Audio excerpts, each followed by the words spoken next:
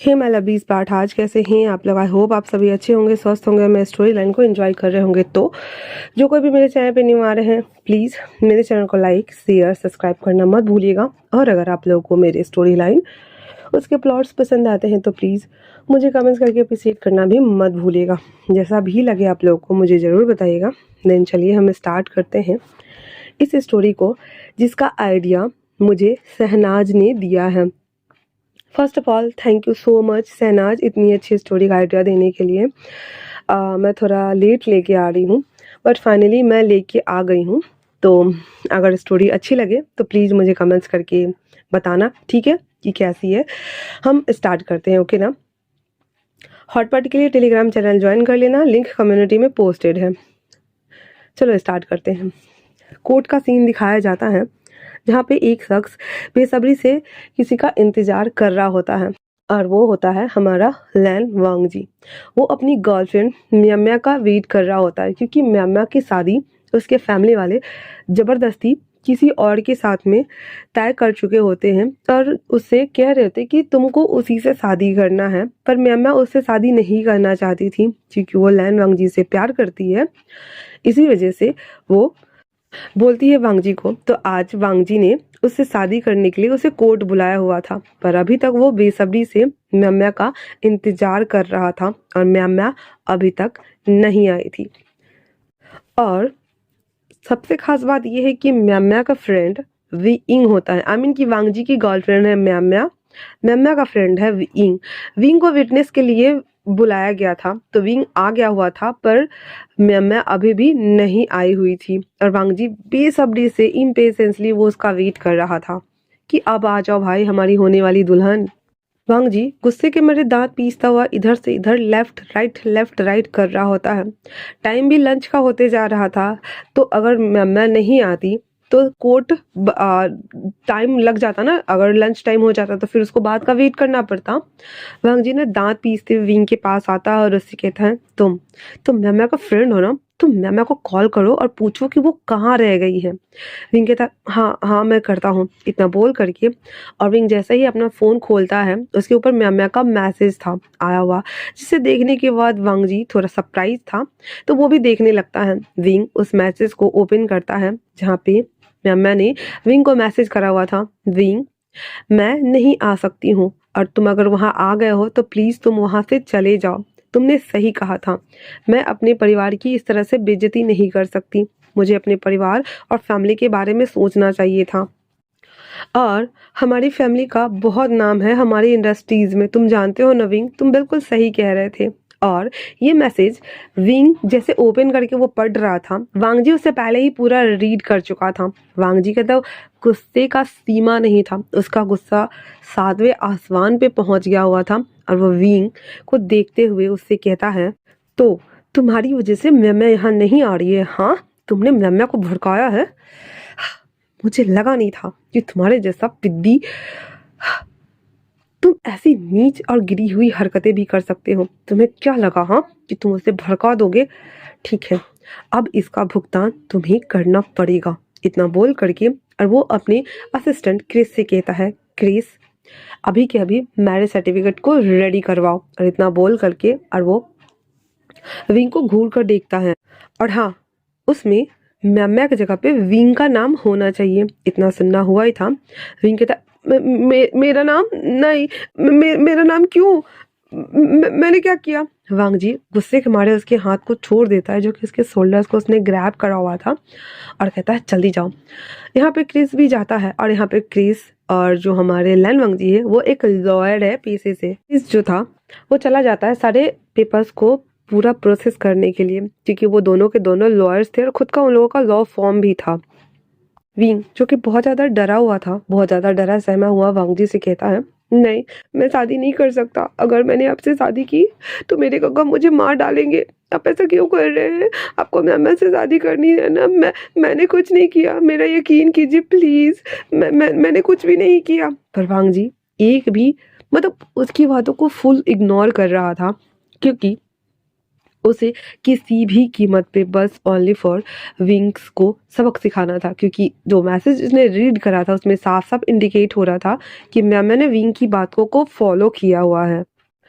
जब क्रिस बताता है वांग जी को कि सर पेपर रेडी हो चुके हैं, तो वांग जी विंग को जबरदस्ती उसे पकड़ के अंदर लेके आता है। लाने के बाद उसे जबरदस्ती उस पेपर के ऊपर साइन करवाता है। वो जबरदस्ती विंग से शादी तो कर लेता है और साथ में उसे बाहर लाने के बाद उसे धमकाते हुए कहता है, आइंदा आइंदा से कुछ भी करने से पहले ना कम से कम 2 बार सोच लेना, वरना अंजाम बुरा नहीं होगा। और दूसरी बात, अगर किसी को बताए ना कि हमने शादी कर ली है तो फिर मुझसे बुरा कोई भी नहीं होगा। विंग तो ऑलरेडी बहुत ज़्यादा डरा हुआ था, ऊपर से इतना बड़ा कांड कर दिया। वो अपने फैमिली को बिना इन्फॉर्म किए ही वो शादी कर चुका है। और ये एक ओमेगा वर्स स्टोरी होने वाली है। विंग हमारा ओमेगा है और वांग जी हमारे अल्फा है, ओके ना। विंग वो बस हाँ ना करके मुंडी हिला रहा होता है भाई, मतलब वो हाँ बोले ना बोले क्या बोले उसे समझ नहीं आ रहा होता है। और वो बहुत ज़्यादा डरा हुआ था, क्योंकि जिस तरह से जिस टोन में वांग जी उससे बात कर रहा था, विंग समझ गया था कि हाँ भाया ये सामने वाला अल्फा ना बहुत ज़्यादा गुस्से वाला है। उसके बाद वो चुपचाप वहाँ से घर के लिए निकल आता है, जहाँ पे उसकी मम्मी पापा जांग यो, जांग फेमियांग, जांग चेंग और यानली सब उसका वेट कर रहे होते हैं। जांग चेंग चिल्लाते हुए विंग से कहता है, तुम कहाँ रह गए थे विंग? हाँ, इतना टाइम लगता है घर आने में, गेस्ट सारे आके भी चले गए और सब तुम्हारे बारे में पूछ रहे थे। तुम तुम कहाँ रह गए थे? हाँ बताओ मुझे विंग, तुम कहाँ रह गए थे? हाँ। विंग जियांगचिंग की इतनी हैवी वॉइस सुन करके ऑलरेडी वो वांग जी के ऑर्डर से डरा हुआ था। जियांगचिंग की वॉइस को सुनने के बाद वो और भी ज़्यादा डर जाता है और वो रोना शुरू कर देता है। तो उसके पापा विंग के पास आते हैं, उसे चुप कराते हुए कहते हैं, जियांगचिंग आराम से बात करो, देखो वो डर गया है। और कोई बात नहीं बेटा, जब वो लोग अगली बार आएंगे तब हम उन्हें तुमसे मिलवा देंगे, है ना। और अब तुम दोनों शांत हो जाओ। इतना बोल करके और वो जियांगचिंग को और विंग को दोनों को शांत कराते हैं। के बाद विंग को वो सोफे पे लेके आके बिठाते हुए कहते हैं, विंग तुम्हें पता है आज हमारे घर कौन आया था? विंग मुंडी हिलाते हुए कहता है, नहीं पता मुझे। यांग फिमियांग कहते हैं, बेटा आज तुम्हारे सीजी को देखने के लिए लड़के वाले आए थे, तुम्हें घर आना चाहिए था ना बेटा। विंग कहता है, सॉरी पापा मैं लेट हो गया, मुझे माफ कर दीजिए। तो यांग फिमियांग कहते हैं, कोई बात नहीं बेटा, अगली बार से जब भी ऐसा कुछ हो तो घर जल्दी आ जाना और कम से कम बता देना कि कहाँ पे हो आप, ओके ना।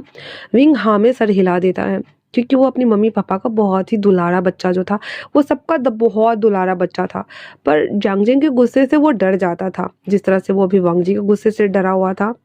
तभी विंग की बात सुन करके जांगजिंग विंग के देखते हुए कहता है, अच्छा अगली बार से तो तुम अब मुझे बताने का ये कष्ट करोगे कि तुम कहाँ गए थे और इतना लेट कैसे हुआ तुम्हें आने में। हाँ, तो विंग कह देता है, वो गगा मैं तो मैम से मिलने के लिए गया था और मैं कहाँ जाऊँगा, वो आते वक्त थोड़ा लेट हो गया, मुझे पता है कि ज़्यादा टाइम हो गया है, पर अगली बार से मैं ऐसा कुछ नहीं करूँगा।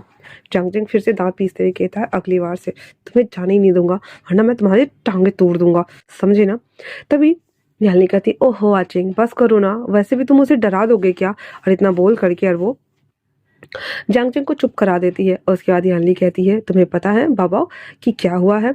तो विंग कहता है, नहीं मुझे नहीं पता। तो कहता है, आज हमारे घर लैन फैमिली आए थे रिश्ता लेकर के, मेरी शादी लैन फैमिली के सबसे बड़े बेटे लैन सिचन के साथ में तय हुई है, इतना सुनना हुआ ही था। और यहाँ पे जो जियांगचेंग है वो ऑलरेडी अल्फा है, सिचन अल्फा है, वांगजी अल्फा है और यानली हमारी ओमेगा है।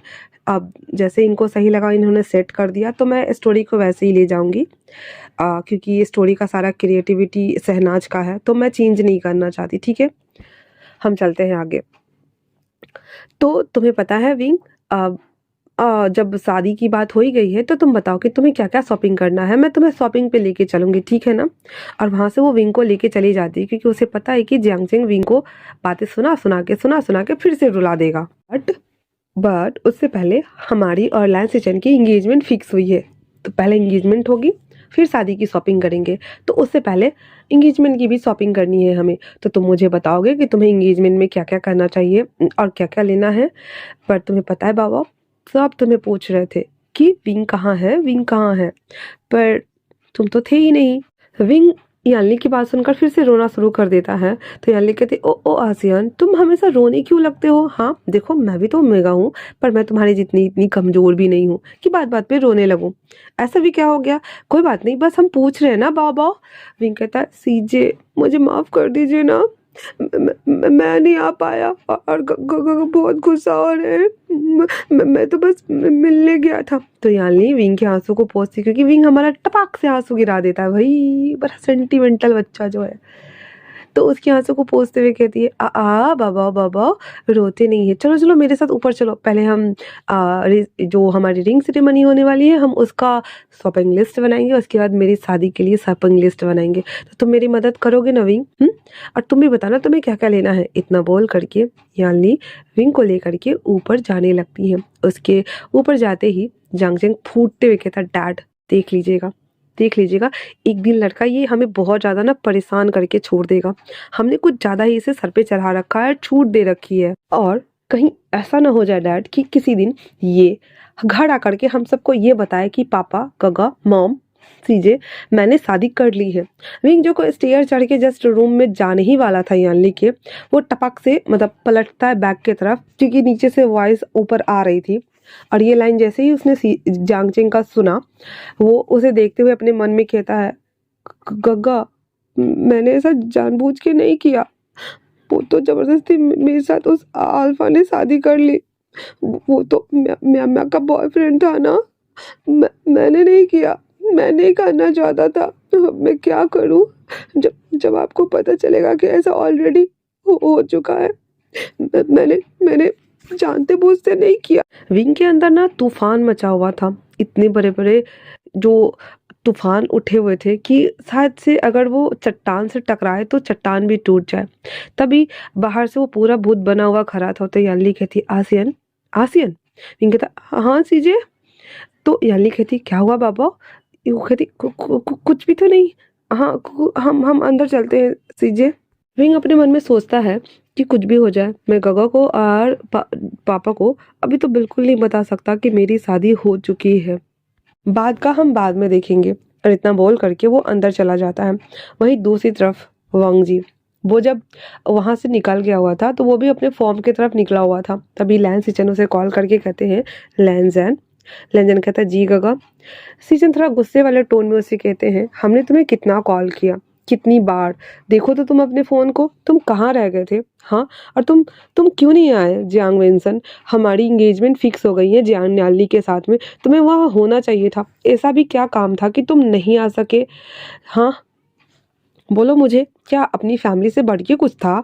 लैनजान, ये बात सुन करके वोंग जी थोड़ा सा खुद को मैनेजेबल बनाता है, क्योंकि वो क्या ही बोले।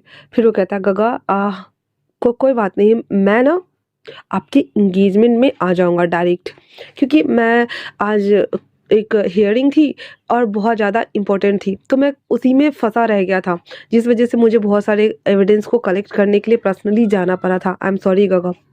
तो सीचन कहते हैं, ठीक है, बट इंगेजमेंट में डायरेक्ट क्यों आओगे? क्या तुम्हें मेरी शॉपिंग में हेल्प नहीं करानी है?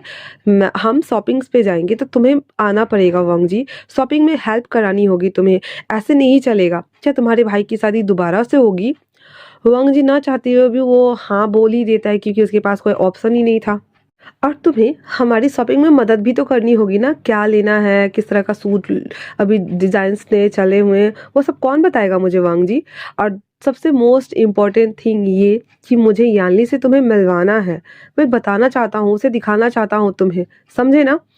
अब वांग जी कह देता है वापस से, जी गगा, मैं चलूँगा। वहीं दूसरी तरफ यहाँ पे जो हमारे वांग जी के बारे में विंग को नहीं पता है कि वो कौन है, मतलब उसकी फैमिली को, और यहाँ पे वांग जी को ये नहीं पता है कि यान्ली की बहन जांगचिंग के भाई ही, यान्ली का भाई और जांगचिंग का भाई ही विंग है, जिसके साथ उसने अभी जस्ट शादी की है। बस वांग जी को इतना पता था कि ये मैमा का फ्रेंड है, एंड देन उसकी जगह पे इसको इसने रिप्लेस कर दिया, रिप्लेस करके और शादी कर ली। वही दूसरी तरफ विंग रात में उसको यही सब सोचते हुए इतना ज़्यादा डर लग रहा था कि उसे रात में ठीक से नींद भी नहीं आती है। इवन उसने डाइनिंग टेबल पे जियांग जो कि उसको गुस्से से अपने 2 बड़ी-बड़ी आइस बॉल के साथ में उसे देख रहा था। उसने बाबू ने हमारे खाना भी नहीं खाया था, लाइक बाबू ने खाना खाया तो नहीं, विंग ने डर के खाना भी नहीं खाया था और उसकी फटी पड़ी हुई थी। भाई उसने इतना बड़ा कांड जो करा है, शादी करके आया था वो बिना बताए फैमिली वालों को। तो उसको ना एकदम सिट्टी-पिट्टी गुम हुई पड़ी थी, उसको फट के हाथ में आई हुई थी। अगले दिन जब वो सुबह सो के उठता है तो वो पूरा पांडा बना हुआ था। जब वो बाहर आता है तो याली चीख पड़ती और कहती विंग, तो विंग कहता है जी सीजे क्या हुआ? तो याली कहती है बाबा क्या रात में आप सोए नहीं थे? आप रात भर पढ़ाई कर रहे थे? विंग कहता है पता नहीं। फिर वो जब देखता है वो खुद ही चीख पड़ता है और कहता है ये मैं कैसा दिख रहा हूँ सीजे? याली कहती कोई बात नहीं, मैं कंसीलर अप्लाई कर देती हूँ। फिर याली विंग का मेकओवर करती है और कंसीलर से उसके डार्क सर्कल्स को पूरा छुपा देती है। रेडी करने के बाद कहती है चलो नीचे आओ।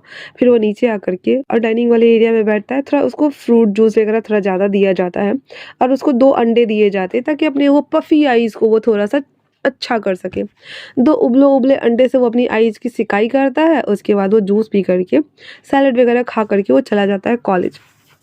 कॉलेज पहुँचने के बाद उसे वहाँ पे एक अल्फ़ा मिलता है जो कि जस्ट कुछ दिन पहले उसने कॉलेज में जॉइन ही किया था और वो विंग को ना हमेशा से वो देखता था तो उसे पसंद आ गया था वो। तो विंग के पास आते हुए कहता है हे, विंग कहता है हाय, उसके पास कहता है my name is Sao Sincheng. Wing बोलता है oh nice to meet you, वैसे मेरा नाम विंग है, जियांग विंग। तो साओ सिनचेंग उसे कहता है बी माय बॉयफ्रेंड। विंग ये सुनना हुआ ही था कि उसकी तो आंखें बड़ी-बड़ी हो जाती है और वो साओ सिनचेंग को देखने लगता है। विंग जैसे ही ये सुनता है वो कहता है नहीं, और वैसे भी मैंने तुम्हें कितनी बार कहा है ना कि ये सारी हरकतें करना बंद करो। ये लगा के तुम्हारा ना 10 से ज़्यादा बार हो गया। जब से तुम इस कॉलेज में आए हो तब से तुम मुझे पे ट्राई मार रहे हो। रोज़ मुझे देखते हो लाइब्रेरी में, क्लास में, हर जगह मुझे फॉलो करते हो, मुझे स्टॉक करते हो। मैं तुम्हें साफ-साफ शब्दों में कई बार मना कर चुका हूँ ना, मुझे तुमसे या किसी से भी किसी के साथ इन्वॉल्वमेंट नहीं होना है। मैं किसी को लाइक नहीं कर सकता, मैं किसी को बॉयफ्रेंड नहीं बना सकता, मेरे गग्गा बहुत ज़्यादा डेंजर है। इतना बोल करके वो क्लास अटेंड करने के लिए चला जाता है। जैसे-तैसे करके वो अपना एक लेक्चर ख़त्म करता है। फिर से उसके सामने में आकर के हमारा साओ सिनचेंग वापस से वही पंच लाइन दोहराते हुए कहता है, hey hi I am Sao Sincheng, will be my boyfriend. Wing ये सुनता है तो इरिटेट होते हुए वहाँ से जाने लगता है।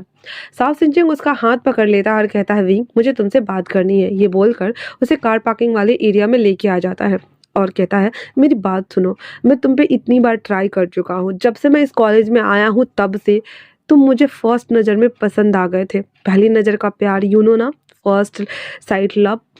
तो तुम्हें क्या प्रॉब्लम है? मैं तुम्हारे गगा इतना बोलना हुआ ही था कि साओ सिनचेंग ने अपनी सब्जेक्ट को कंप्लीट भी नहीं किया था सेंटेंस को, एक पंच उसके थोबड़े पे आके पड़ता है। विंग उसका हाथ छूटते वो काँप के कुछ इंच पीछे जाके खड़ा हो जाता है क्योंकि अचानक से ही वो हुआ था और वो बहुत ज़्यादा डर गया था। अब यहाँ पे मैं बता दूँ कि यहाँ पे विंग ओमेगा है, तो ज़ाहिर-सी बात है कि थोड़ा-सा वो लड़कियों जैसे उसके थोड़े से है और वो वैसे भी अंडर एज्ड है, मतलब 18 प्लस है और कॉलेज गोइंग स्टूडेंट है वो। तो थोड़ा-सा इसमें डोमिनेंट नहीं है, वो जैसे नॉर्मल ओमेगाज़ होते हैं वैसे है, ठीक है? तो विंग ना काँप के खड़ा हो जाता है और वो पीछे मुड़ के देखता है जहाँ पे जियांग चिंग ऑलरेडी उसके मुँह पे पंच दे चुका था एक बार और कहता है तुम्हारी हिम्मत कैसे हुई मेरे भाई के हाथ को इस तरह से पकड़ने की, होल्ड करने की? हाँ, और विंग तुम मुझे ये बताओ कि ये अल्फा तुम्हें कब से परेशान कर रहा है? हाँ, क्या ये तुम्हें छेड़ रहा था? या क्या इसने तुम्हें गलत तरीके से टच किया या फिर तुम्हारे साथ मिसबिहेव किया? विंग बताओ मुझे। हाँ, विंग जो कि ऑलरेडी डरा हुआ था। इतना ही नहीं, ट्विस्ट तो यहाँ ये आया था कि वांग जी ने भी क्रिस को कह करके विंग का सारा शेड्यूल निकलवाया हुआ था, कॉलेज ट्यूशन जाने वगैरह का, सब कुछ का। तो उसे पता था कि इस टाइम में एक लेक्चर है, मतलब 7 दिन का वो सातों शेड्यूल निकलवा चुका था उसका। एक लेक्चर खत्म हो जाता है एंड देन वो हो सकता है कि वो कैंपस में हो या लाइब्रेरी में हो या फिर कैंटीन में हो। तो जब वांग जी अंदर आ रहा था विंग से मिलने के लिए तो उसने भी देखा था एक तरफ से जहाँ वांग जी जा रहा था, दूसरी तरफ से सीचन भी पटक से भागते हुए उसके पास गया, क्योंकि दोनों ने सेम व्यूज देखा कि एक अल्फा विंग के हाथ को खींचते हुए कार पार्किंग एरिया में जोरदार तरीके से उसको ऐसे ग्रैब करते ना, कैसे वैसे करके लेके आ रहा था। तो वांग जी उसको बचाना जाना चाहता था, लेकिन उससे पहले जियांग चिंग जाकर एक पंच धर के आ चुका था। विंग जो कि डरा सहमा वहां खड़ा था और कहता वो और इसके आगे विंग ना बोल ही नहीं रहा था, उसकी सिट्टी पिट्टी गुम हुई पड़ी थी। जियांग चिंग 3-4 और पंच धर देता है विंग को ना। जब देखता है कि उसने साउथ इंडियन को ब्लड वगैरह निकाल दिया है, तो विंग ने अपने भाई को पीछे से पकड़ के खींचता है, फिर उसको गले लगते हुए कहता है प्लीज छोड़ दीजिए उसे, और मुझे डर लग रहा है, आप मुझे यहाँ से लेके चलो ना, मैं उसे नहीं जानता, वो मुझे बस रोज परेशान करता था, इससे ज्यादा कुछ भी नहीं, प्लीज गगा आप मुझे लेके चलो यहाँ से, मुझे यहाँ नहीं रहना प्लीज। क्या हम घर चले गगा, मुझे बहुत ज्यादा डर लग रहा है। जियांग चिंग अपने भाई को इस तरह से डरते हुए देखता है, तो वो अपने हाथों को मुट्ठी बनाता है और वो साओ सिंजू को घूर के देखता है, एंड देन फिर विंग को अपने से अलग करते हुए कहता है ठीक है, हम चलो घर चलते हैं, और इसे तो मैं बाद में निपटता हूँ, इतना बोल करके और वो विंग को लेकर के घर चला जाता है। वांग जी खड़ा वहां से सारे दृश्य को देख रहा होता है। उसके जाने के बाद वो भी वहां से निकल जाता है। घर लाने के बाद जियांग चिंग विंग को ऐसे सीधे थ्रो करता है और वो उसके सामने में कमर पे हाथ लेते हुए चिल्लाते हुए कहता है, तुम अगर कॉलेज में तुम्हें कोई अल्फा परेशान कर रहा था, तुम्हारे साथ इस तरह से बदसलूकी कर रहा था, तुम्हारे साथ मिसबिहेव कर रहा था, तो तुम क्या मुझे बता नहीं सकते थे? अपने हैरेस होने तक का वेट कर रहे थे विंग, तुम्हें मुझे बताना चाहिए था ना कि कोई अल्फा तुम्हें इस तरह से परेशान कर रहा है, बुली कर रहा है। हाँ, अगर तुमने मुझे पहले बताया होता तो मैं उसके हाथ पैर तोड़ देता और उसके पैर तोड़ के ना कुत्तों को दे देता खाने के लिए। इस तरह से तुम्हें वो परेशान नहीं करता। विंग जो कि डरा सहमा हुआ बैठा हुआ था, जियांग चिंग कहता विंग, विंग कहता जी जी काका। जियांग चिंग वापस से कहता है, क्या तुम उसे जानते थे विंग? विंग कहता नहीं काका, मैं नहीं जानता था, वो पहले भी मुझे 2 बार प्रपोज कर चुका था और 10 से 15 बार उसने मुझे बस परेशान किया है और अपना इंट्रो दिया है, एंड देन हमेशा वो मुझे बोलता था कि क्या तुम मेरे बॉयफ्रेंड बनोगे, मैं अच्छा अल्फा हूँ, मैं तुम्हें खुश रखूंगा, और ये सभी थिंग्स। जितनी बार भी उसे इस तरह से उसे मिला था, वो सभी बातें वो विंग बता देता जियांग चिंग को, और 10 से 12 बार ऐसे नॉर्मली उसके साथ ये सभी थिंग्स वो कर चुका था। तो जियांग चिंग दांत पीसते हुए कहता है, इतना परेशान किया, लेकिन तुमने एक बार भी मुंह खोलने की जहमत नहीं उठाई। अगर मुझे पहले बताया होता तो मैं उसकी पिटाई करता। वो तुम्हें इस तरह से हाथ खींच करके तुम्हें वहां तक तो नहीं लाता। आज जो नौबत हुई थी वो दोबारा नहीं होता नवीन। हाँ है गगा, मैं डर गया था, और वैसे भी मैंने उस अल्फा को कई दफा मना किया है, मैंने उसे कहा है कि मैं ऐसा कुछ नहीं कर सकता, बट वो माना ही नहीं, तो मैं क्या करता। विंग का एक्सप्लेनेशन सुनने के बाद जियांग चिंग उसको घूर कर देखता है, उसके पास बगल में आके बैठ जाता है, उसके शोल्डर के ऊपर हाथ रखते हुए कहता है, देखो विंग, मैं तुम्हारा बड़ा भाई हूँ, मैं तुम्हारे बारे में अच्छा ही सोचता हूँ, है ना? विंग कहता है जी गगा।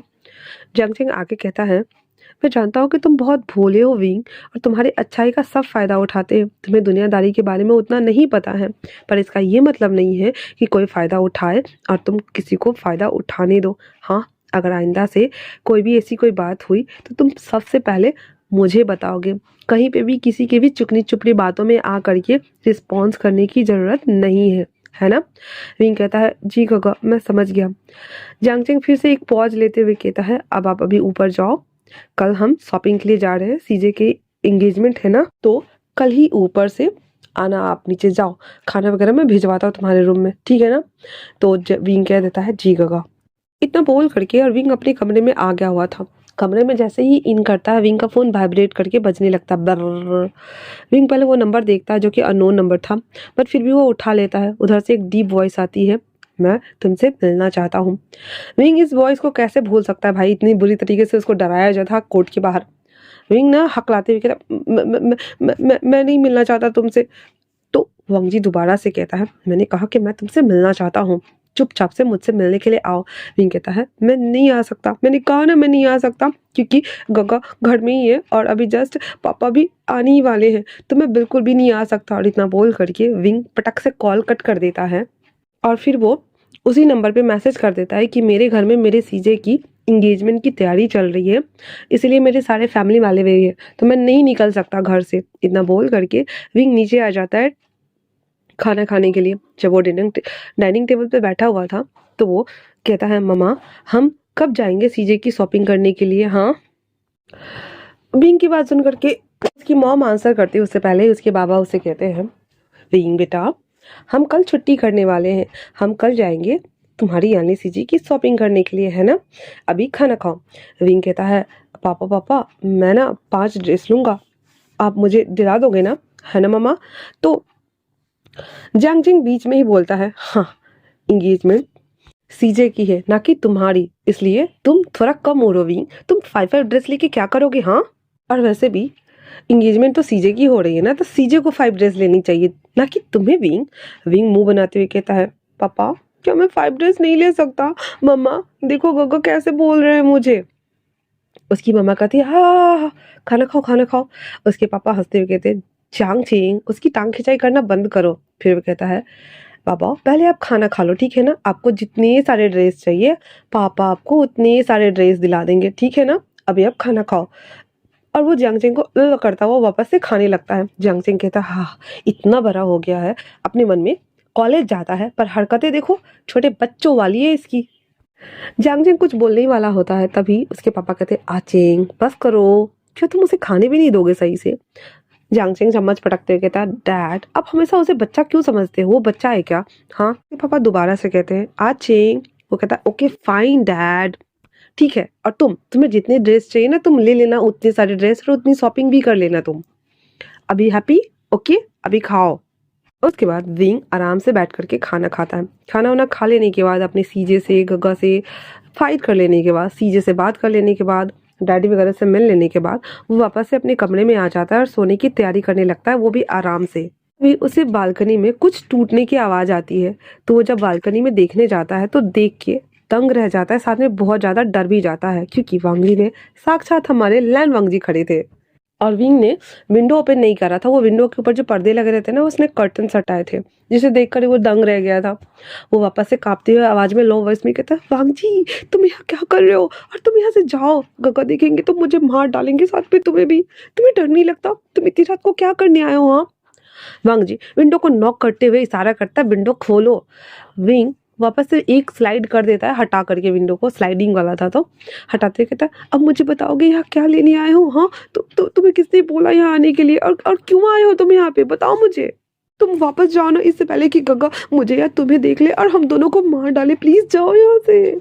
विंग बकवास कर ही रहा था कि तभी हमारे वांगजी की लंबी टांगे उसकी विंडो को पार कर चुकी थी और वो विंडो के बाहर चौका दे चुका था, आई मीन छक्का दे चुका था, आई मीन कि वो इन कर चुका था। यार मैं भी कमेंट्री मार रही हूँ। तो वो अंदर आते ही सबसे पहले तो विंग को कमर से पकड़ता है, क्योंकि यहाँ पे हमारा विंग बहुत पतला दुबला फ्रिजाइल बॉडी वाला इंसान है।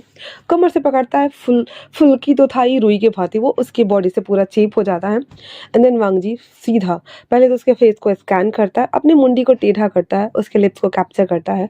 कैप्चर कर लेने के बाद उसे सक करना स्टार्ट करता है। विंग लेकर पर वांगजी उसको पूरा पकड़ चुका था, उसके हाथों को पीछे से लेके पकड़ के बांध के उसको अपने कमर के पास रखे हुए था और उसके लिप्स को चूसना शुरू कर देता है। धीरे धीरे वो उसको अच्छे से जी भर के सक कर लेने के बाद उसे छोड़ता है और उसे देखते हुए कहता है, याद रखना तुम मेरे ओमेगा हो, तुम मेरी वाइफी हो, हमारी शादी हो चुकी है ना विंग, क्या तुम भूल गए हो, या फिर मुझे तुम्हें दोबारा से पेपर दिखाना पड़ेगा? हाँ। ये वांगजी अपनी वाक्य को पूरा करता है, वैसे ही विंग वांगजी के चंगुल से खुद को छुड़ाने की पुरजोर कोशिश कर रहा था।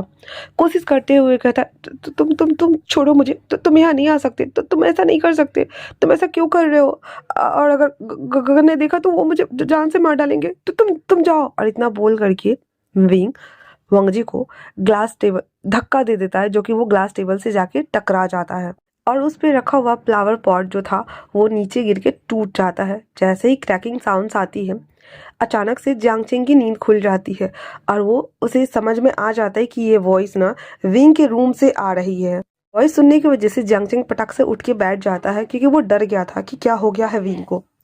वो उसके रूम के पास आकर के नॉक करने लगता है, तभी वांगजी दांत पीसते कहता, उफ, तुम्हारे भाई को भी अभी ही आना था। नॉकिंग की वॉइस सुन करके तो विंग के चेहरे पे 12 बज गए थे। पूरा का पूरा चेहरा पीला पड़ गया हुआ था, फक्त सफ़ेद हो गया था और वो पैनिक होते हुए कहता, गगा आ गए, गगा आ गए, अब मैं क्या करूं? और तुम जाओ यहाँ से, ये क्या कर रहे हो? तुम जाओ ना, गगा को पता चल जाएगा, प्लीज जाओ ना, तुम जाओ ना यहाँ से। विंग को इतना डरा हुआ देख करके वांग जी उसकी क्यूट एक्ट जो देख रहा था ना, वो उसको इस समय ना बड़ा मजा आ रहा था उसको। तो वो उसे ऐसे मोक करते हुए कहता, तो जाओ जाके डोर ओपन करो, है ना, मैं जाके डोर ओपन कर देता हूँ, दैट्स इट। वापस से ना वांग जी के बाजू को ऐसे पकड़ के उसको मोड़ते हुए कहता, तुम जाओ ना, तुम जाओ, गगा गगा आ जाएंगे, प्लीज तुम जाओ ना। क्योंकि जियांगजिंग जो था वो जोर जोर से दरवाजा को पीटने लगा था और आवाज देने लगा था, विंग विंग विंग। वांग जी कहता है ठीक है। तो विंग को थोड़ा राहत होता है। फिर वांग जी थोड़ा पीछे होता है और बालकनी की तरफ चला जाता है। विंग उसे देख करके चला जाता है दरवाजा ओपन करने के लिए। जैसे ही डोर ओपन करता है, जियांगजिंग अंदर आते ही विंग को पहले ऊपर से नीचे तक देखता है, लेकिन विंग को बहुत डर लग रहा था। फर्स्ट ऑफ ऑल वो पीछे देखता है तो वहाँ पे जहाँ पे वांग जी नहीं था, क्योंकि वांग जी जैसे बालकनी में चढ़ के आया था वैसे ही वो नीचे उतर के जाने लगता है। जियांगजिंग कहता, विंग क्या हुआ? और तुम इधर उधर क्या देख रहे हो? हाँ, तुम ठीक हो? और वो साउंड साउंड कैसे कैसे आई थी? हाँ विंग, तो इतना सुनना हुआ था। तो विंग कहता है, नहीं काका, वो एक्चुअली मैं बस सोने की तैयारी ही कर रहा था, मैं ऑलमोस्ट सो ही गया था। हाँ, फिर मुझे प्यास लग गई ना, तो मैं नींद में चल के ही उस तरफ चला गया और मेरे हाथ से फ्लावर पॉट लग गया और वो टूट गया, मुझे माफ कर दीजिए काका। जियांगजिंग ना विंग को एक लुकआउट देता है एकदम घूर के। विंग जो कि डरा हुआ था, इसलिए जियांगजिंग कहता, विंग विंग शांत हो जा पहले, ठीक है, और तुम यहाँ बैठो। इतना बोलकर उसे बेड के कॉर्नर पे बिठाता है और फिर कहता, तुम यहीं बैठो। फिर लाइट्स ऑन करता है पूरे कमरे की और फिर उसको ऊपर से नीचे तक देखने लगता है। कहता, तुम्हें चोट तो नहीं लगी? मैं तुम्हें फर्स्ट एड कर देता हूँ। हाँ विंग बोलो। कहता, नहीं काका, मैं ठीक हूँ, मैं बस टकराया था और कुछ भी नहीं। जियांगजिंग कहता, विंग विंग कहता है, हाँ काका, मैंने कहा ना, मैं बस टकराया था, इतना बोल करके। और जो विंग था वो दूसरी तरफ देखता, वांग जियांगजिंग जो है ना दूसरी तरफ देखता है, उस टेबल को देखता है जो टेबल थोड़ा सा हिला हुआ था, ग्लास टेबल, अब आज नीचे गिरकर टूटा पड़ा हुआ था। तो जियांगजिंग खड़ा होकर कहता, विंग बेड तुम्हारा यहाँ पे है, ग्लास टेबल उस साइड उतनी दूर पे है, तुम यहाँ से चल के वहाँ पे क्या करने गए थे? विंग विंग कहता, मैंने बोला ना कि मैं नींद में उस तरफ चला गया था। क्या अभी गगा? वो मैंने ध्यान नहीं दिया, वो मैं नींद में ना लड़खड़ाते हुए मुझे बाहर जाना चाहिए था और मैं वहाँ चला गया। आई एम सॉरी ना गगा, प्लीज मुझे माफ कर दीजिए ना प्लीज। जियांगजिंग कहता, ठीक है, तुम बैठो यहाँ पे, तुम्हें पक्का चोट नहीं लगी है ना? विंग हाँ में सर मिलाते हुए कहता है, नहीं मुझे नहीं लगी है चोट, मैं ठीक हूँ। कहता, ठीक है, मैं इसे क्लीन कर देता हूँ। हाँ, इस तरफ तुम मत आना वरना तुम्हारे पैर में ना कांच लग जाएंगे। तो विंग कहता, ओके गगा ठीक है, मैं नहीं आऊँगा। इतना बोलकर वो आराम से पैर ऊपर करके पालथी मार के बैठ जाता है बेड पे। और जियांगजिंग विंग को देख रहा, क्योंकि विंग जो था उसकी बॉडी शेक कर रही थी, बहुत ज़्यादा घबराया हुआ लग रहा था, बार बार बालकनी की तरफ देख रहा था और पसीने छूट रहे थे विंग के। मिला जुला के बोला जाए तो उसके छक्के छूटे हुए थे। जियांगजिंग कहता, विंग कहता, जी गगा। जियांगजिंग वापस से कहता है, क्या बात है, तुम घबराए हुए लग रहे हो और तुम्हें पसीने भी आ रहे हैं, तबीयत तो ठीक है ना? जिन कहता है, नहीं गगा, वो एक्चुअली मैं अचानक से टेबल से टकरा गया और वो टूट गया ना, तो साउंड साउंड से मुझे डर डर लग गया था गगा, और मैं बस उसीलिए घबराया हुआ लग रहा और कुछ भी नहीं। जियांगजिंग कहते हैं, ओके ओके ठीक है, काम डाउन, सब ठीक है, ओके ना, इतना बोल करके और वो वापस से चला जाता है कांच को क्लीन करने। तो विंग कहता है, गगा मुझे पानी पीना है। जियांगजिंग कहता, ठीक है रुको। फिर जियांगजिंग नीचे जाता है, उसके लिए एक बोतल लेके आता है, विंग के हाथ में देते हुए कहता, ये लो पानी पियो, और हाँ शांत हो जाओ, सब ठीक है, ओके ना? मैंने कितनी दफ़ा कहा है तुमसे कि लाइट्स एक ऑन करके सोया करो, पर नहीं। तभी उसकी नज़र बालकनी पे जाती है, जो कि विंग पहले देख रहा था, और देखता है कि विंडो भी खुली हुई है और ये कर्टन्स भी हटे हुए हैं। तो विंग कहता है, क्या हुआ गगा? जियांगजिंग उस तरफ जाता है, विंग की हालत वैसे भी खराब हुई पड़ी थी। तो जियांगजिंग कहता है, तुमने ये विंडो क्यों ओपन करा हुआ है? और सीधे स्लाइडिंग करके बंद कर देता है।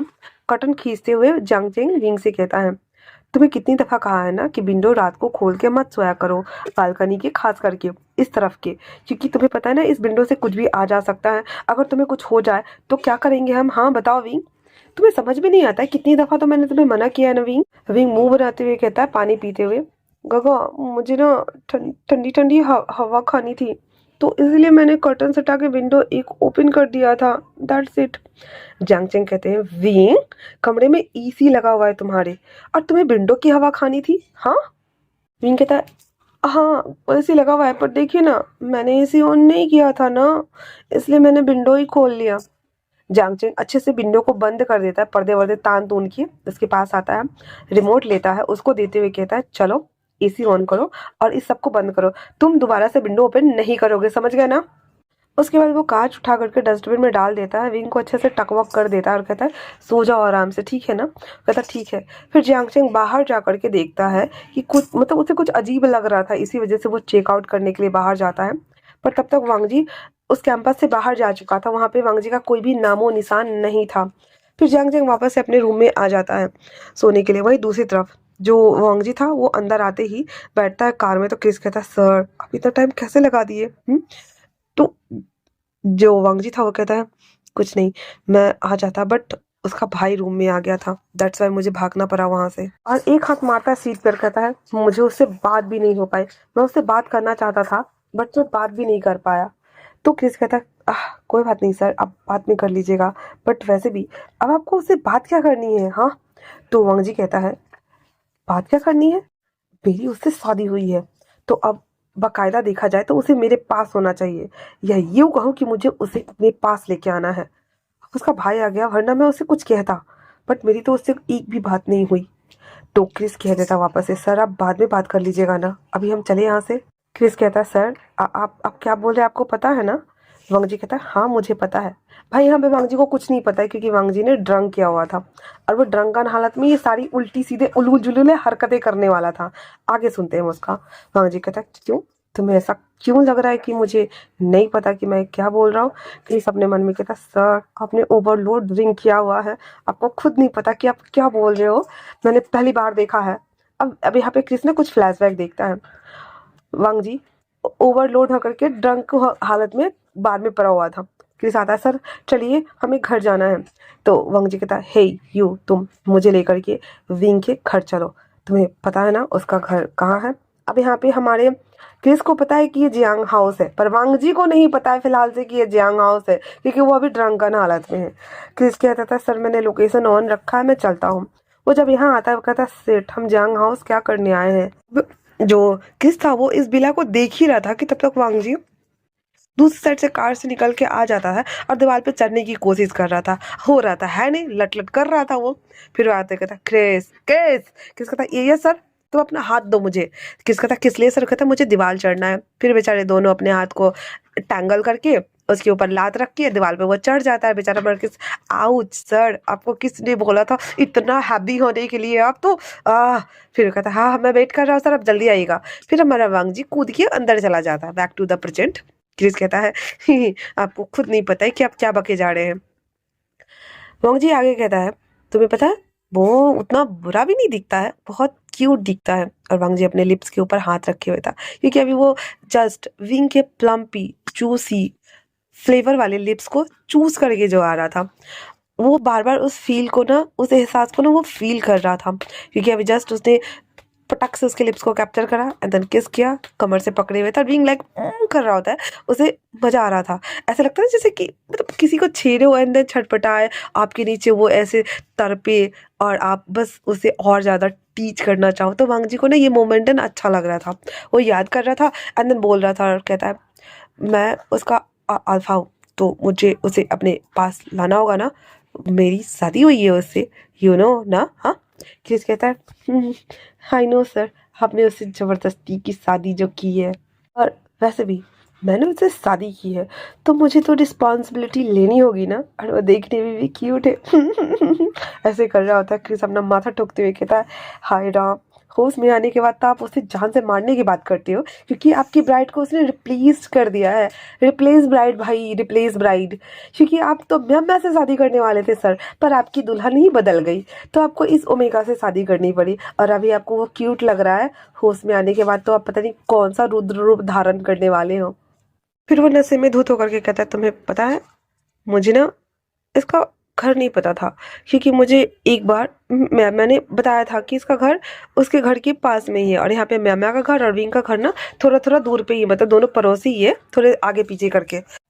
मुझे ना बस विंग की विंडो पता थी कि ये इसके रूम की विंडो है।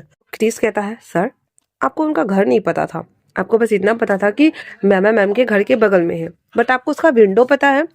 वांग जी फ्लैशबैक में जाता और कहता है क्रिस से, वो फ्लैशबैक में गया है बट वो क्रिस से कह रहा है, हाँ क्योंकि मैमा जब भी से मिलने के लिए रेस्टोरेंट या कैफे या कहीं पे भी आती थी, वो हमेशा विंग को साथ में लेके आती थी, और हमारी मैमा से इसी बात पे बहुत बार लड़ाई भी हुई है। मैंने कई बार मैमा को बोला भी है कि वो तुम्हारी पूछ बन के क्यों घूमता रहता है, बट मैमा कहती है कि मम्मी को विंग पे मुझसे कहीं ज्यादा भरोसा है, और अगर विंग मेरे साथ रहेगा तो मैं कहीं पे भी आसानी से आ जा सकती हूँ, इसलिए मैं विंग को लेके आती हूँ। और वैसे भी विंग मेरा बहुत अच्छा दोस्त है, और ना चाहते हुए भी वांग जी को पहले से ही विंग के बारे में थोड़ा बहुत पता था, और ये भी कि वो मैमा का बहुत अच्छा वाला फ्रेंड है। फ्लैशबैक एंड, और वांग जी क्रिस को देख रहा होता है। क्रिस कहता, ओ अच्छा ऐसा क्या, मुझे पता ही नहीं था। उसके बाद क्रिस कहता है, तो सर हम चले अब।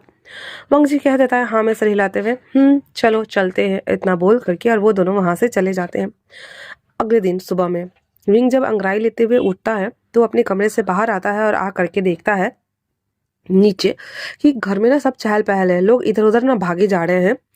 वो विंग नीचे आ जाता है जहाँ पे उसकी मम्मा उसे दूध देती है और कहती है, पी लो बाबा। विंग दूध पीते हुए कहता है, मम्मा यहाँ पे क्या हो रहा है, इतना ज्यादा हड़बड़ा क्यों रहे हैं सारे लोग, इधर उधर क्यों भाग रहे हैं। चंग चंग आते हुए कहता है, बुद्धू हमें शॉपिंग पे जाना है, क्या तुम्हें नहीं जाना, जल्दी से दूध फिनिश करो, ऊपर जाओ, रेडी हो और जल्दी से फटाक से भाग के नीचे आओ। विंग कहता है, हाँ हाँ मुझे जाना है, मुझे क्यों नहीं जाना, मैं अभी आता हूँ। फिर विंग जाता है अपने ऊपर रूम में, फटाफट से सब शावर लेता है और अच्छे से जल्दी से रेडी होकर के वो नीचे आ जाता है। जियांग जिंग जो कि विंग को हमेशा टीज ही करता रहता था, इसलिए वो उसे देखते कहता, ओ तो आ गए, मुझे लगा नहीं था कि तुम 5 मिनट में आ भी जाओगे। जिंग कहता, गगा बट मैं आ गया ना। जियांग जिंग कहता, ओके ओके आ जाओ, नाश्ता भी करो, बस करो, वरना सबको मनाने में तुम्हें 1 घंटा लग जाएगा और 1 घंटा और टाइम बर्बाद हो जाएगा। विंग कहता, ठीक है मैं आ रहा हूँ। इतना बोल करके सारे लोग डाइनिंग एरिया में बैठ जाते हैं और सभी लोग नाश्ता करना स्टार्ट कर देते हैं। जब वो नाश्ता कर रहे होते हैं तभी उन लोगों को मैसेज आ जाता है कि हम लोग मॉल आ गए हैं। तो सभी लोग वो लोग जल्दी से नाश्ता वगैरह करके और वो लोग शॉपिंग के लिए शॉपिंग मॉल चले जाते हैं। शॉपिंग मॉल में पहले से ही लैन फैमिली मौजूद थी, और यहाँ पे लैन फैमिली और जियांग फैमिली दोनों साथ में मिलके एंगेजमेंट की शॉपिंग करने वाले थे। वहीं शॉपिंग मॉल में सीचेन कहता है, अंकल आप लोग चलिए, मैं अभी 1 मिनट में आया, और इतना बोल करके और वो साइड में आकर के वांग जी को कॉल लगाता है। वांग जी तो फर्स्ट वाले कॉल पे फोन पिक नहीं करता, पर दोबारा लगाने पे फिर वो कॉल पिक करते हुए कहता, हेलो। सीचेन कहता है, वांग जी क्या तुम आज भी शॉपिंग मॉल आने वाले हो या नहीं, उस दिन जब हम जियांग फैमिली गए थे यानली को देखने के लिए तब भी तुम नहीं आए थे, आज भी तुम नहीं आओगे क्या, बताओ मुझे। और वैसे भी तुम्हें अपने भाई और फैमिली से बढ़कर क्या है, और हम यहाँ पे इंगेजमेंट की शॉपिंग के लिए आए, तुमने कहा था कि तुम आओगे, तुम क्या नहीं आ रहे हो, मुझे बताओगे कि तुम इतना ज्यादा बिजी कहाँ रहने लगे हो। वांग जी कहता है, गगा गगा प्लीज काम डाउन, मैं ऑन द वे हूँ, आप लोग स्टार्ट कीजिए, मैं बस पहुंचने ही वाला हूँ, मैं बस जस्ट अभी आया, वो क्रिस आ रहा है तो मैं उसके साथ ही आ ही रहा हूँ, आप चलिए आगे शॉपिंग कीजिए, मैं जस्ट आ रहा हूँ गगा। सीचन वापस से कहते, वांग जी मैं तुम पे गुस्सा नहीं करना चाहता, बट तुम्हें यानली से मिलना चाहिए ना, वो क्या कहेंगे कि मेरे भाई को मेरे फैंसे में इंटरेस्ट ही नहीं है, तुम जानते हो ना। तो वो कह देता है, जी गगा मैं समझ रहा हूँ, बस क्रिस आने वाला है, हम पहुंच ही गए हैं, जस्ट हम आ ही रहे हैं, आप चलिए ना। तो वांग जी कहता है, जल्दी, सीचन कहते हैं, जल्दी आओ वांग जी, मैं यहाँ हूँ, तुम्हारा वेट कर रहा हूँ। सीचन कहते, गगा, वांग जी सीचन से कहते, गगा आप आगे चलिए, मैं जस्ट अभी आ ही रहा हूँ। फोन कट करके जैसे ही सीचन वापस से मुड़ते हैं तो देखते हैं कि वहाँ पे जियांग फैमिली भी आ रही होती है। तो वो लोग भी अपने फैमिली, मतलब सीचन भी अपने फैमिली के पास आके खड़ा हो जाता है। जियांग फैमिली लैन फैमिली को ग्रीड करती है, सब एक दूसरे को ग्रीड करते हैं। तभी यानली विंग को आगे करते हुए कहती है, आसियन। फिर वो कहती है, सीचन ये है मेरा भाई विंग, तुम उस दिन पूछ रहे थे ना कि वो कौन है, देखो ये मेरा भाई है। सीचन विंग को देख करके मुस्कुराते हुए कहता, वाह यानली, मुझे पता ही नहीं था कि तुम्हारा छोटा भाई इतना ब्यूटीफुल है, अगर मुझे पहले पता होता कि तुम्हारा क्यूट छोटा सा ओमेगा भाई इतना ज़्यादा ब्यूटीफुल और क्यूट है तो मैं पहले इसे ही पसंद कर लेता। तो यानली हंसने लगती है सीचन की बात पे, और सीचन भी मुस्कुरा देते हैं, बट विंग को बिल्कुल भी अच्छा नहीं लगता है। वो मुंह बनाते हुए कहता है, सीजे देखिए ना, सैमसन गगा क्या कह रहे हैं मुझे। इतना सुना हुआ ही था तो यानी कहती है, विंग सीचन मजाक कर रहे हैं, वो ऐसा कुछ भी नहीं करेंगे, तुम सीरियस क्यों हो रहे हो बाबा। सीचन कहता है, हाँ मैं ऐसा करने वाला था। विंग फिर से फ्रॉन हो गया था, पर उससे पहले ही आगे सीचन कहते हैं, बट अपने लिए नहीं, अपने भाई के लिए। मुझे तुम्हारा ये लिटिल क्यूट ओमेगा मुझे बहुत पसंद आ गया। तो क्या तुम आज मेरे छोटे भाई से मिलोगे? हाँ, ये आज वो यहाँ आने वाला है और सब तो देखेंगे ही। तुम उसे मिलना चाहते हो विंग? विंग कहता है, सीजे देखो ना गगा क्या कह रहे हैं, और वैसे भी मुझे किसी और से नहीं मिलना। और इतना बोल करके मुंह बिचकाड़ होता है विंग। विंग को मुंह बनाता हुआ देखकर सीचन कहता है, आह मैं तो मजाक कर रहा था सच पे विंग। वैसे अच्छा ठीक है, अगर तुम्हें नहीं मिलना उसे तो कोई बात नहीं। अब चलो हम चल के शॉपिंग करते हैं, ठीक है ना? उसके बाद सभी लोग शॉपिंग करने में बिजी हो जाते हैं। जितने भी बड़े बड़े लोग थे वो सब ज्वेलरी शॉप में चले जाते हैं इन लोगों के लिए रिंग्स वगैरह और खुद के लिए ज्वेलरी चेक करने के लिए।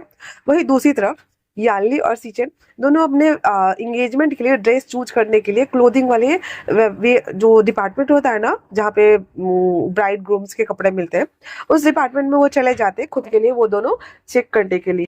और विंग भी यालनी के पीछे पीछे ही जाने लगता है। जांगचेंग जो कि बात कर रहा होता है तो वो बात करते करते आगे निकल जाता है और वो नोटिस ही नहीं करता है कि वो लोग इस वाले डिपार्टमेंट में चले गए, वो आगे चला जाता है। वहीं दूसरी तरफ विंग वो देखता है कि सीजे और सीचन का जो है वो आराम से कपड़े की शॉपिंग कर रहे हैं, तो उन लोगों को डिस्टर्ब नहीं करता है। वो जैसे ही दूसरी तरफ मुड़ता है उसी स्टोर में, तो वहाँ पे एक उसे ना बहुत ब्यूटीफुल सी प्यारी सी ड्रेस जो स्टैचू के ऊपर लगी रहती है ना, वो दिखाई देता है। तो वो उस ड्रेस के पास चला जाता है उसका प्राइस टैग चेक करने के लिए।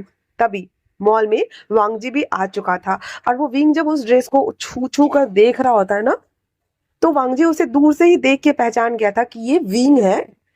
वांगजी विंग से मिलने के लिए जैसे ही आने को होता है कि तभी उसकी नजर अचानक से जियांगचेंग के ऊपर चली जाती है, जहाँ पे जियांगचेंग जो था वो सीचन से बात कर रहे थे कि ड्रेस के रिगार्डेड कि कैसा किस तरह का चाहिए, आप चाहो तो देख सकते हो, मैं भी यही हूँ, मतलब जो होता है ना बातें वगैरह वो। तभी वांगजी देखता है कि ये खड़ूस ये यहाँ पे क्या कर रहा है। उस दिन रात को ना वांगजी ने जियांगचेंग को नहीं देखा था, ओनली फॉर कॉलेज में ही देखा था, तो अभी भी वांगजी को नहीं पता है, ठीक है।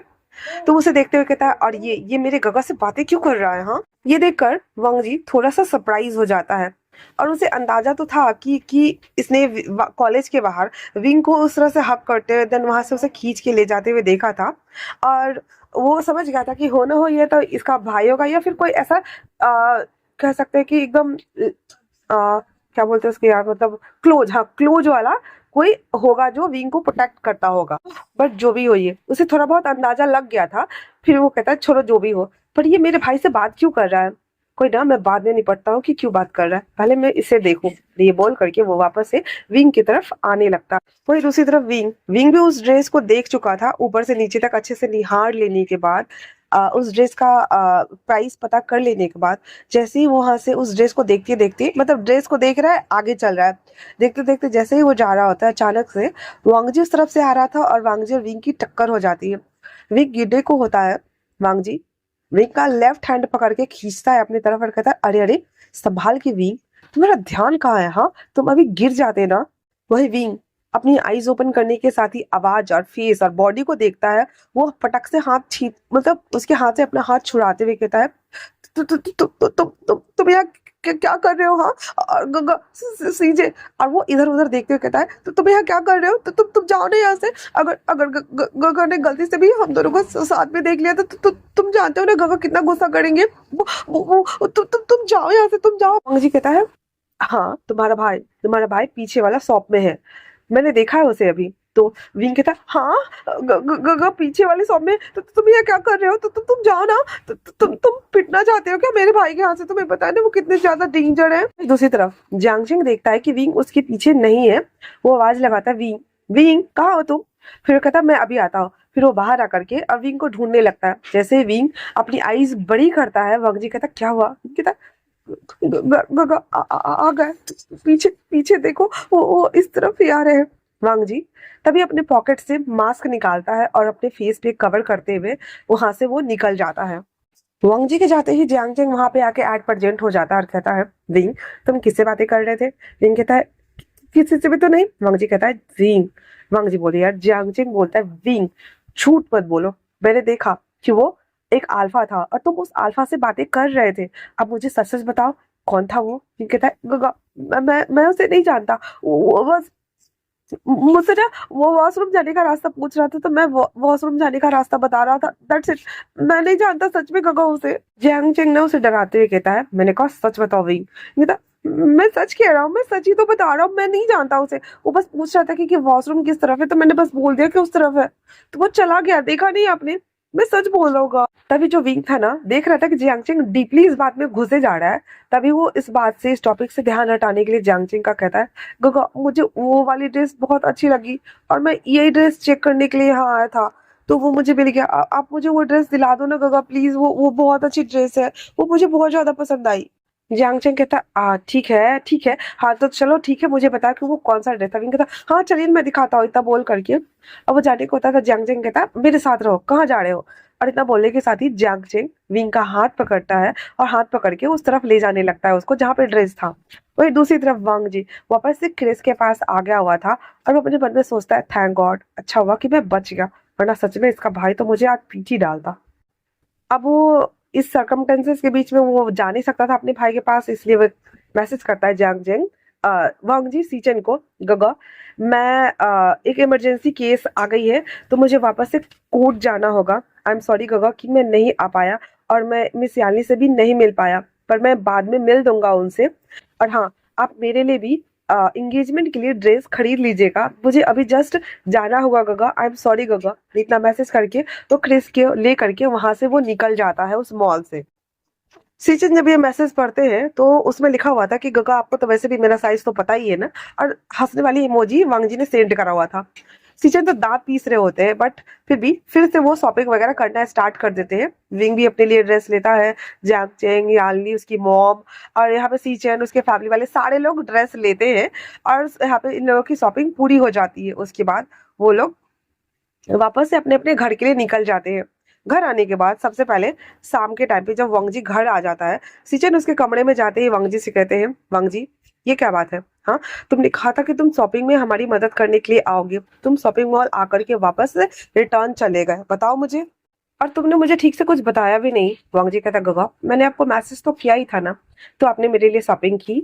सीचन कहते हैं टॉपिक मत बदलो, और वैसे भी कल संडे है तो कल का भी तुम्हारा कोई प्लान है क्या, क्या तुम फ्री हो। वांग जी कहता है नो आई एम सॉरी गगा, कल भी मैं बहुत बिजी हूँ, कल तो मेरी बहुत इंपॉर्टेंट क्लाइंट के साथ में मीटिंग है तो मैं नहीं फ्री हूँ, आई एम सॉरी गगा। इतना बोल करके वांगली वहां से चला जाता है। सीचन बस वांग जी को दांत पीसते हुए देख रहे होते क्योंकि वो वॉशरूम की तरफ चला गया होता। कहता वांग जी पता नहीं तुम आजकल कहाँ ज्यादा बिजी रहने लगे हो। और ये बोलते हुए वो नीचे आ जाता है। नीचे आने के साथ ही लैनी कहती क्या हुआ सीचन। सीचन कहता है मॉम कल भी वांग जी बिजी है, आज भी वो शॉपिंग के लिए हमारे साथ नहीं आया, मैसेज करके बोल दिया हमें कपड़े ले लेने के लिए, क्या वो मेरे एंगेजमेंट में भी रहेगा या नहीं। हाँ। और इतना बोल करके वो बैठ जाते हैं। लैनी कहते हैं हाँ ये तो तुमने सही कहा, आजकल वो कुछ ज्यादा ही बिजी रहने लगा है, इससे पहले कि वो हमारे हाथ से निकल जाए हमें उस पर नजर रखनी होगी। लैन सीचन कहता है सही कहा मॉम, मुझे भी पता लगाना ही होगा कि आजकल इतना ज्यादा बिजी कहाँ रहने लगा है। सोचकर ये लोग बीरबल की खिचड़ी पकाने में लग जाते हैं। अब वही दूसरी तरफ हम चलते हैं जियांग हाउस, जहाँ पे ये लोग भी घर आ चुके थे और सभी लोग ना अपने अपने ड्रेस को खोल खोल करके देख रहे होते कि कैसी है भाई, कैसी है, कैसी है भाई, कैसी है। ड्रेस लेने के बाद एक्साइटमेंट होती है ना मेरे गरीबो, मुझे बहुत ज्यादा होती है जब नई ड्रेस मैं लेती हूँ या फिर मुझे गिफ्ट में मिलता है या फिर मुझे कोई देता है, तो मैं उसे ना बार बार चेक करती रहूंगी, देखूंगी, पहन के ट्राई करके। तो नॉर्मली सारे लोग ऐसे ही करते हैं, खासकर जब वेडिंग वाले ड्रेसेस आते हैं तो थोड़ा प्रिंसेस वाले फीलिंग्स आती है ना, तो यानली भी चेक कर रही होती है और विंग ने भी बहुत खूब सारी शॉपिंग करी हुई थी, तो वो भी ड्रेस सब खोल खोल के सारे लोग चेक कर रहे होते हैं। विंग ना यानली को सारे ड्रेसेस दिखा रहे होती है कि देखो सीजे ये वाला भी मैंने ले लिया, ये वाला भी मैंने ले लिया और ये गगन ने दिला दिया। तो यानली उसके बालों को केयर्स करते हुए कहती बाबा तो फिर आप मेरे एंगेजमेंट में कौन सा ड्रेस पहनने वाले हो। तो विंग कहता है सीजे सीजे सबसे अच्छे प्रीटी वाले ड्रेसेस आप मुझे बताओ ना, इसमें से कौन सी लग रही है, मैं वही वाला आपकी एंगेजमेंट में पहनने वाला, क्योंकि मुझे सबसे प्रीटीएस्ट ओमेगा लगना है ना, क्यूट प्रीटीएस्ट लवेबल ओमेगा बनना है मुझे, है ना सीजे। तभी जियांगचेंग वापस से आता है, विंग के पूरे बालों को बिखार देता है। एक होता है ना एक बड़ा भाई एक छोटा भाई लड़ते जैसे कैटरैक्ट, वैसे ही उसके पूरे बालों को बिगाड़ते हुए कहता है कोई जरूरत नहीं है तुम्हें इतना ज्यादा प्रिटियस क्यूट ओमेगा लगने की, जैसे भी हो ठीक ही हो, चुपचाप से अच्छे ड्रेस वेयर करोगे और बहुत कम मेकअप अप्लाई करोगे, बस नॉर्मल, ओके। और हाँ, एक साइड खड़े रहोगे, कोई जरूरत नहीं है किसी से बात करने की। विंग मुंह बनाते हुए कहता सीजे मैं किसी से बात नहीं करता, देखो ना गगा को। और गगा मैंने कहा ना मैं किसी से बात नहीं करता, फिर आप मुझ पे इतनी पाबंदियां क्यों लगा रहे हो? आपको पता है ना। जंग जंग वापस से उसके नोच को खींचते हुए कहता ये तुम्हारी यही क्यूट क्यूट हरकतें की वजह से ना मॉम डैड ने तुम्हें सर पे चढ़ा रखा है। मेरे मानो ने तो मैं तो तुम्हें मार मार के सीधा कर दूं विंग, ये क्यूट एक्ट करना बंद करो तुम। विंग कहता अच्छा ऐसा क्या, मैं क्यूट लग रहा हूँ, मैं क्यूट एक्ट कर रहा हूँ, बताओ ना गगा गगा गगा बताओ ना। जंग से कहता छोड़ो मुझे, जाओ भी। विंग कहता नहीं बताओ बताओ बताओ ना मुझे गगा, प्लीज प्लीज प्लीज, मैं क्यूट लग रहा हूँ। जंग सिंह कहता है हाँ मेरा बुद्धू भाई थोड़ा क्यूट तो है पर बहुत बेवकूफ है, उसे कुछ नहीं पता बाहर की दुनिया के बारे में, है ना। यानली कहती है आशेन आचिंग बस करो। और बाबा अब जाओ अपने ड्रेसेस को लेकर के और अपने कबर्ड में अच्छे से फोल्ड करके रख दो, ठीक है। विंग कहता है जी सीजे, इतना बोल करके वो भाग जाता है ऊपर, ड्रेस लेकर के आता है और सारे ड्रेसेस को वो फॉल्ट मार मार के कबर्ड वगैरह में सहित रहा था। और वो जब पलट के देखता है तो उसे अचानक से नजर जाती है उसकी बालकनी के ऊपर, जहाँ पे वो देखने के बाद बहुत ज्यादा डर गया हुआ था। और वो अपने मन में सोचता है कल रात को वो खड़ूस लॉयर यहाँ पे आ गया था, मिस्टर लॉयर लॉयर, जब देखो तब मुंह उठा के मेरे पीछे घूमते रहता है। मैंने उसकी कौन सी बकरी चुरा ली थी जो उसने मुझसे शादी कर ली। हाँ किसी का दोस्त होना इतना बुरा होता है क्या? वो मुझसे मिलने के लिए मेरे घर वो भी बालकनी कूद करके आ गया। अब बताओ यार मैं क्या ही कर सकता हूँ। बेचारा हमारा बरबराया जा रहा था और उस बिंडे की तरफ न जाता है, उसको पटाख से बंद करता है। उसे डर लग रहा था कि कहीं आज भी मिस्टर लॉयल आ नहीं जाए, इसलिए उसको चेक करके वापस से जैसे आके बैठता है उसके फोन पे मैसेज पॉप अप होता है, जिसे देखने के बाद बिंग का तो मुंह ही बन गया था, क्योंकि वांग जी ने साफ साफ खुले ओपन धमकी लिखा हुआ था उसमें। कल संडे है, मैं तुम्हारी ना नहीं सुनूंगा, कोई बहाना नहीं चलेगा, चुपचाप से कल मुझसे मिलने के लिए रेस्टोरेंट में तुम आ रहे हो, दैट्स इट। इससे ज्यादा तुम मुझे अवॉइड नहीं कर सकते हो। बेचारा हमारा विंग का तो मोय मोय हो गया था। फिर से एक और मैसेज पॉपअप होता है जिसमें लिखा हुआ था अगर तुम मुझसे मिलने के लिए कल रेस्टोरेंट नहीं आए तो मैं तुम्हारे घर आ जाऊंगा और तुम्हारे पूरी फैमिली वाले के सामने में मैं ये बता दूंगा कि हम दोनों ऑलरेडी शादीशुदा है और मैरिज सर्टिफिकेट मैं लेके आ जाऊंगा साथ में। विंग जो कि बहुत ज्यादा डर गया था वो मैसेज टाइप करते हुए कहता नहीं तुम ऐसा नहीं कर सकते, तो तुम बिल्कुल भी ऐसा नहीं कर सकते, ऐसा मत करना वरना मेरा क्या होगा। वांग जी वापस से मैसेज टाइप करते हुए कहता है अगर तुम्हें अपनी गगा से और फैमिली वालों से और मुझसे इतना ही ज्यादा डर लग रहा है तो मैं तुम्हें एड्रेस सेंड कर रहा हूँ, चुपचाप से कल रेडी होकर के आ जाना, वरना यू नो ना मैं घर आकर के तुम्हारे पूरे फैमिली वाले को बता दूंगा। बेचारा हमारा विंग पूरी तरीके से दुविधा में फंसा हुआ था, वो क्या करे उसे बिल्कुल समझ नहीं आ रहा था। अगर वो जाता भी है तो उसके फैमिली वाले को वो क्या बोल के जाएगा कि वो कहाँ जा रहा है अपने अल्फा से मिलने के लिए, भाई वो शादीशुदा है, यहाँ पे उसकी बहन की एंगेजमेंट की तैयारी चल रही है और उधर उसका अल्फा उसको धमकियां दे रहा है। विंग ना फोन का स्क्रीन को देख रहा होता है और अपने मन में कहता अब मैं इसे मना कैसे करूं मैं, अगर मैं इसे मना करूंगा तो ये सीधे मुंह उठा के मेरे घर आके धमकेगा और सबको बता देगा मैं तुम्हारा अल्फा हूँ और ये मेरा ओमेगा है और हम दोनों ने ऑलरेडी शादी कर ली है। और उसकी एक्टिंग कर रहा था विंग।